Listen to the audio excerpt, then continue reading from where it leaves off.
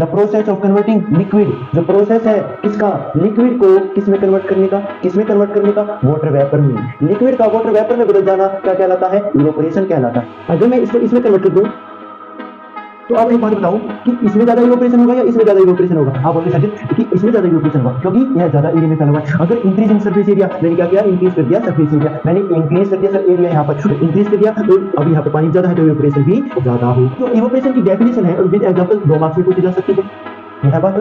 और यह evaporation with effects of evaporation, यह टोटल पूरा 5 मार्क्स में भी पूछा जा सकता है, बात समझ गए। या फिर 3 नंबर में ऐसा भी पूछा जा सकता है, इवोपोरेशन की डेफिनेशन विद एग्जांपल और साथ ही साथ इफेक्ट्स ऑफ इवोपोरेशन के कोई भी 2। हेलो फ्रेंड्स, आप सभी का स्वागत है स्टडी विद फन पर। आप सभी खुश होंगे, स्वस्थ होंगे और साथ ही साथ व्यस्त होंगे। जैसा कि आप सभी को पता है कि हर मुश्किल टॉपिक को बनाएंगे आसान, और आज हम केमिस्ट्री के फर्स्ट चैप्टर में से एक वह इंपॉर्टेंट टॉपिक लेकर के आ गए हैं जो कि आपके एग्जाम्स के लिए बहुत ही महत्वपूर्ण है, जो आपके एग्जाम्स में 95% चांस है जो कि आपके एग्जाम्स में आएगा। इस टॉपिक का नाम है इवोपोरेशन, जो कि आपके मैटर इन आवर सराउंडिंग का लास्ट, सेकंड या फिर थर्ड पार्ट है। तो यहाँ पर सबसे पहले जानते हैं कि इवोपोरेशन क्या है, फिर हम जानेंगे कि इफेक्ट्स ऑफ इवोपोरेशन क्या है। और अपना टॉपिक शुरू करने से पहले मैं उन सभी नए बच्चों से विनती करता हूं कि हमने रिवीजन सीरीज में हर इंपॉर्टेंट टॉपिक, हर इंपॉर्टेंट क्वेश्चन आंसर को कवर किया है जो कि आपके एग्जाम के लिए बहुत ही महत्वपूर्ण है। और उन सभी वीडियोस को आप देख लोगे तो आपके लिए बहुत ही फायदेमंद रहेगा। 97% आपके पेपर में वही क्वेश्चन आएंगे जो कि मैंने उस वीडियो में बता रखे हैं, ठीक है। उन वीडियो को मैं सभी बच्चों से उम्मीद करता हूं कि जरूर जरूर देख ले, ठीक है। अगर आपको किसी भी पॉइंट में, किसी भी टॉपिक में डाउट है तो आप मुझसे पर्सनल चैट भी कर सकते हैं, आप मुझे कमेंट भी कर सकते हैं, और यहाँ तक कि डिस्क्रिप्शन बॉक्स में मैंने व्हाट्सएप ग्रुप का लिंक प्रोवाइड कर रखा है, वहां पर भी जाके आप मुझसे मैसेज कर सकते हैं। आपके डाउट का मैं जल्द से जल्द आंसर प्रोवाइड करूंगा, आप बेझिझक, आप चिंता बिल्कुल भी ना करें। यहाँ पर शुरू करते हैं, इवोपोरेशन क्या है। सबसे पहले हम जानेंगे इवोपोरेशन क्या है। और वीडियो को बिल्कुल भी स्किप मत करना, वीडियो को बिल्कुल भी स्किप मत करना, ठीक है। The process of converting liquid into water vapour, यह क्या है, डेफिनेशन है इवोपोरेशन की। The process of converting liquid, जो प्रोसेस है किसका, लिक्विड को किस में कन्वर्ट करने का, किस में कन्वर्ट करने का, वाटर वेपर में। लिक्विड का वाटर वेपर में बदल जाना क्या कहलाता है, इवोपोरेशन कहलाता है। यानी अगर मेरे पास कुछ पानी है, उस पानी को मैं भाप में बदल दूं तो वह क्या कहलाएगा, इवोपोरेशन कहलाएगा। बात समझ में आई कि इवोपोरेशन क्या है और इवोपोरेशन की डेफिनेशन क्या है। अब दूसरी बात, इट इज अ, या फिर हम बोल सकते हैं evaporation is a surface phenomenon. Surface phenomenon के, यानी यहाँ पर सरफेस की बात हो रही है, इसका मतलब है कि यह जो इवोपोरेशन है सरफेस फिनोमिनियन।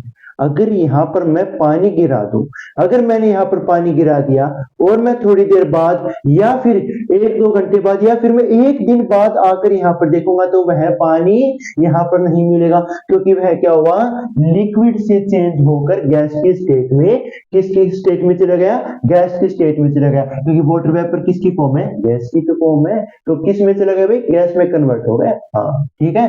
अब हम जानेंगे इफेक्ट्स ऑफ इवोपोरेशन। और इफेक्ट्स ऑफ इवोपोरेशन जानने से पहले आपको एक छोटी सी नॉलेज दे दूं। अगर हमें 1 ग्राम पानी को, आपकी जनरल नॉलेज को के लिए आपसे बता रहा हूं, 1 ग्राम पानी को किस में कन्वर्ट करने के लिए, वाटर वेपर में या फिर गैस की फॉर्म में कन्वर्ट करने के लिए कितनी कैलोरी लगती है, 540 कैलोरीज लगती है। यह बात याद रखना, आपके भविष्य के लिए बहुत ही जरूरी बात है। अब देखते हैं इवोपोरेशन। यहां पर मैंने कुछ इस प्रकार के एरो लगा रखे हैं, ऊपर की तरफ, नीचे की तरफ। जो ऊपर की तरफ एरो है वह दर्शाएगा इंक्रीज को, किसको, इंक्रीज को। जो नीचे की तरफ एरो है वह दिखाएगा आपको डिक्रीज को, ठीक है, ठीक है। अब आप यहां पर देखिए, ऊपर की तरफ यहाँ पर हम लिखेंगे increase in surface area, increase rate of evaporation. अगर सरफेस एरिया इंक्रीज होगा तो रेट है इवोपरेशन का वो भी इंक्रीज होगा। एक बात बताइए, एक तो इतने एरिया में इवोपरेशन हो रहा है, किसका? वाटर का भाई, वाटर का ही तो होगा, लिक्विड में क्या है? वाटर ही तो आता है। और एक अगर मैं इसको इसमें कन्वर्ट कर दूं,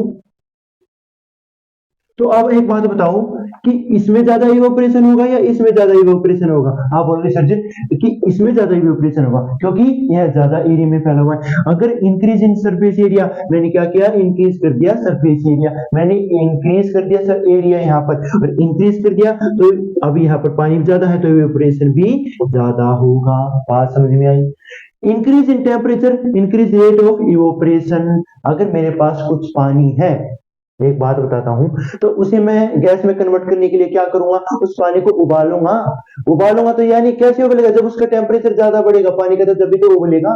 तो क्या हुआ यहाँ पर? क्या हुआ? Increase in temperature, increase rate of evaporation. तो आप इस पॉइंट से भी यह बात समझ सकते हैं। Increase in wind speed and increase rate of evaporation. अगर जो विंड की स्पीड है वह बढ़ेगी तो जो रेट है इवोपरेशन का, जो इवोपरेशन है वह भी तो ज्यादा होगा ना भाई, वह भी तो ज्यादा होगा।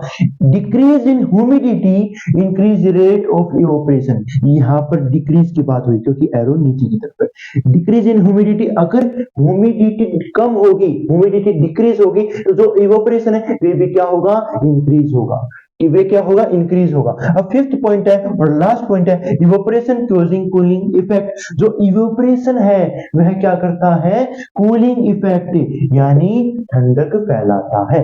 यह भी एक बात है। और ये जो ये फिफ्थ पॉइंट है, ये इवोपरेशन क्लोजिंग कूलिंग इफेक्ट, इसके ऊपर भी एक पूरा टॉपिक बना हुआ है, जो कि मैंने चैप्टर एक्सप्लेनेशन के दौरान भी और रिवीजन के दौरान भी बहुत अच्छी तरह क्या है समझा रखा है। ठीक है। और अब आपको बता दूं मैं कि जो इवोपरेशन की डेफिनेशन है और विद एग्जांपल 2 मार्क्स में पूछी जा सकती है, यह बात हुई। और यह evaporation with effects of evaporation, यह टोटल पूरा 5 मार्क्स में भी पूछा जा सकता है। बात समझ में आई? या फिर 3 नंबर में ऐसा भी पूछा जा सकता है, इवोपरेशन की डेफिनेशन विद एग्जांपल और साथ ही साथ इफेक्ट्स ऑफ इवेपोरेशन के कोई भी 2 या 3 पॉइंट लिख दो, तो यह भी आपका 3 मार्क्स में पूछा जा सकता है। तो इस प्रकार आपका इवेपोरेशन का टॉपिक आपके एग्जाम्स के लिए बहुत ही महत्वपूर्ण है। 95 से 97% चांस है कि यही आपके टॉपिक, यही आपके एग्जाम्स में आएगा। तो फिर दोस्तों अगर आपको डाउट है तो आप बेझिझक मुझसे मैसेज कीजिएगा, मैं आपके डाउट का जल्द से जल्द आंसर दूंगा। कमेंट कीजिएगा, आपके डाउट का जल्द से जल्द आंसर दूंगा। तो फिर दोस्तों ऐसे ही मैं और भी ज्यादा से ज्यादा जो इंपॉर्टेंट होंगे उन पर मैं सेपरेट वीडियो बनाता जाऊंगा। और मैंने जैसे बताया कि हर इंपॉर्टेंट टॉपिक को हमने कवर कर रखा है, वह सभी पूरी रिविजन सीरीज को जरूर जरूर देख लेना। ठीक है, थैंक यू। आज की क्लास यहीं पर खत्म होती है।